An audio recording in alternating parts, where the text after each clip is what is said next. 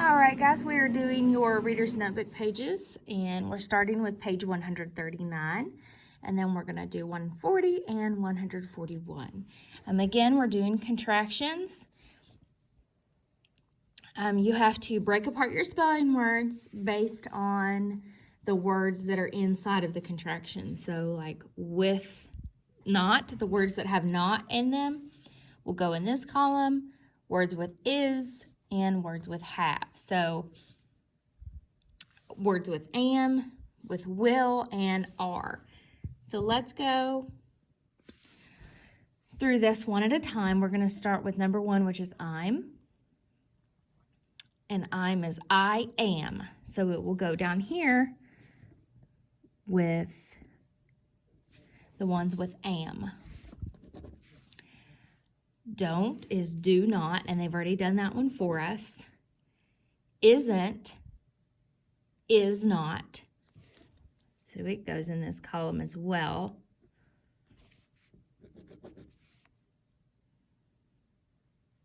Can't, cannot.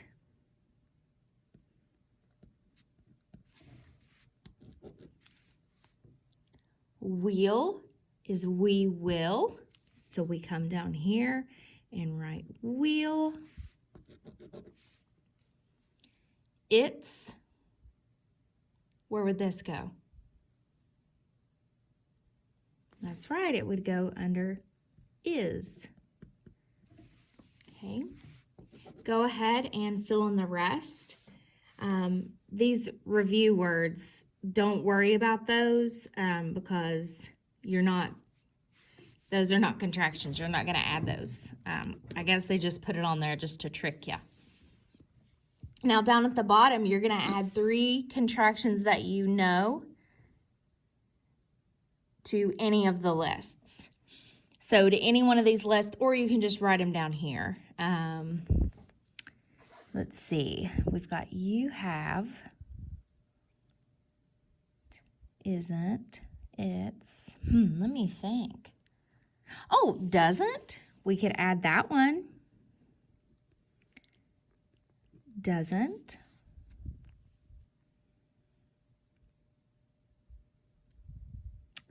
And you can think really hard to come up with your other 2 because it would take me a minute, honestly. They've listed pretty much all of them. Go ahead and turn it over to page 140 when you have paused that and you're finished. If you haven't yet, I'm going to flip back over. That way you have a chance to pause to catch up. Okay. Verbs in the future tense. Some verbs name actions that are going to happen. You'll add the word will before a verb to show that the action is going to happen in the future. So the sea turtles want food. That's saying that the sea turtles are hungry right now. They want the food now. The sea turtles will want food. If you will want something, you will want it in the future, okay? Decide how to make each underlined verb show that the action happens in the future. Then rewrite the sentence in the future tense. The sea turtles rush past the well. Okay, so you need to add a will to the beginning of this. You don't have to write it above like I did. I just wanted to make sure that you guys see that. The sea turtles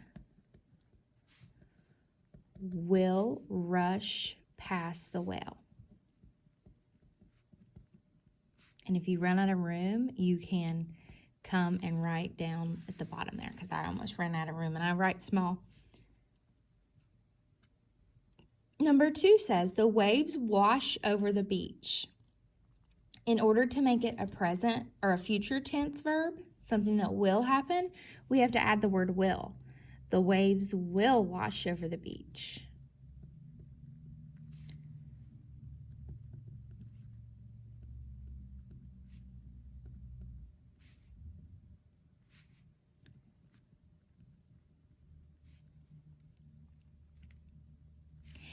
Now, if you were talking about future tense and you want to mention something that won't happen, you can also add won't, okay?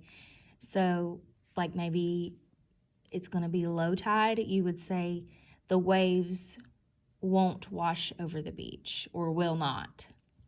Okay? You can,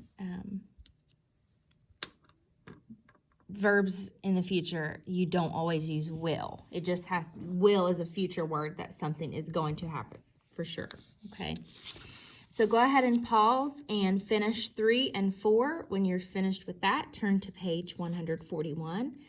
I'll give you a minute if you need to pause. We're looking at exact words. Using exact words can make your writing clear and interesting. Some jellyfish have a sting that is strong. Some jellyfish have a sting that is powerful. So another word for exact words, I say juicy words in class. You guys, I'm sure, have heard that before. It's to make your writing interesting.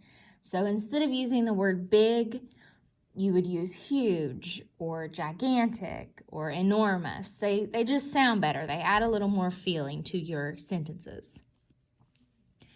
You're going to read each sentence, replace the underlined word with a more exact word. You don't have to rewrite the sentence. All you have to do is write another word for the word that's underlined, okay? And words that mean the same thing are called synonyms. So you're going to write a synonym for these words. So the ocean is a big place. I'm going to change this to enormous. Or M-O-U-S. I think that's how we spell enormous. There are many things in the ocean. I'm going to change things to creatures.